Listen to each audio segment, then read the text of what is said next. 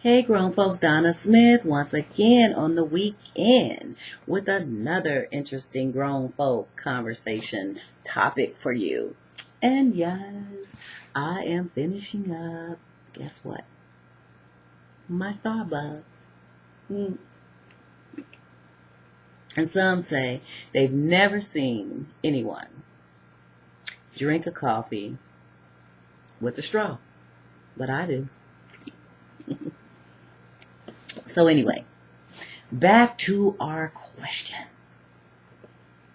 Let's talk about, this is something also that was discussed briefly in the forum this week, which was in regards to STD.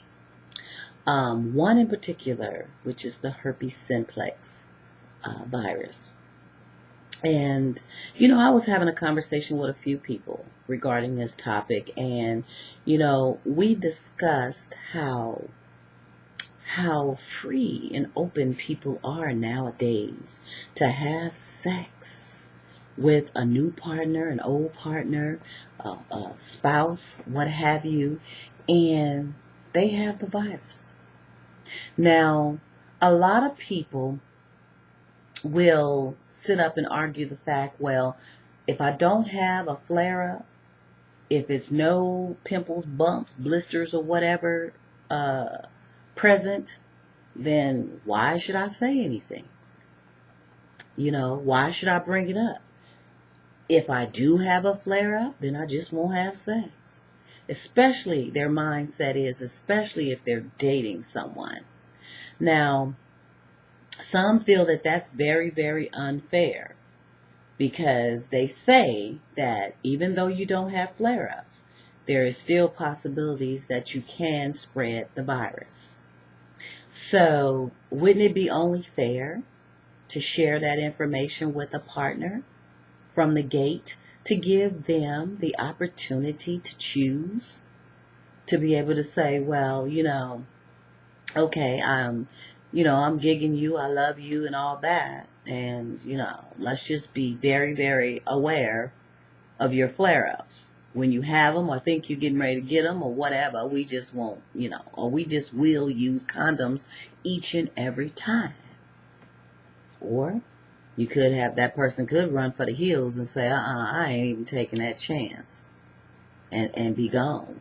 Then they'll go out there and take a chance with somebody else because it's a high statistical rate of the herpes virus going around here.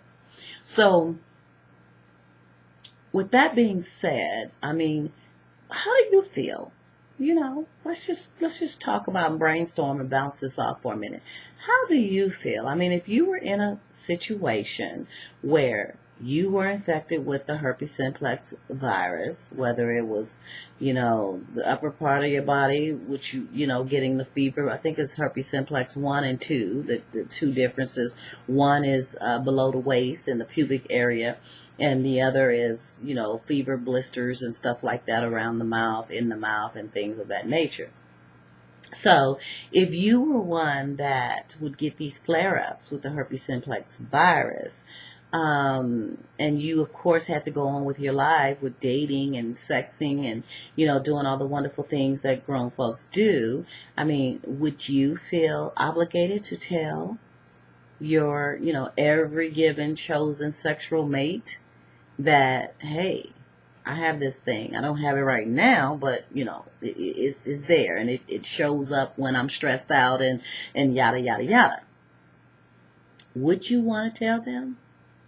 What if it was someone you really, really loved and you cared about and you didn't want to lose them and you was trying to just really take this thing to the next level, and you knew that if you told them something like that, 9 times out of 10, they would be heading for the hills and running fast. So you kind of just be quiet.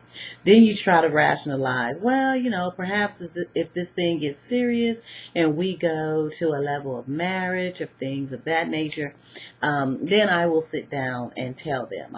Is that too late? You know what I'm saying? Did they ever really have a chance before they became emotionally, tangled up in your web? Or some may say, well, I'm doomed. I'm just not going to have sex no more for the rest of my life. That's it. I'm zipping it. I'm slipping it. I'm whatever. I'm just not going to do it because I cannot tell someone that. I don't want to tell no one that. And I don't want to be in a position of spreading that. If you, grown folks, was in a situation like that, what would you do? If you were the one infected with the virus, but you needed to still go on with your life about it, and you wasn't married yet, you were just dating and doing your thing. Or perhaps you are married and you never told your mate. And then all of a sudden, maybe in the last 5 years, you hadn't had an outbreak, and then all of a sudden, bam, here's something, and you need to say something. Which they probably going to think, well, you ain't had this for 5 years. You just got that. You know what I'm saying? So you're damned if you do. You're damned if you don't. And what if you were on the other end of that coin and someone had to tell you?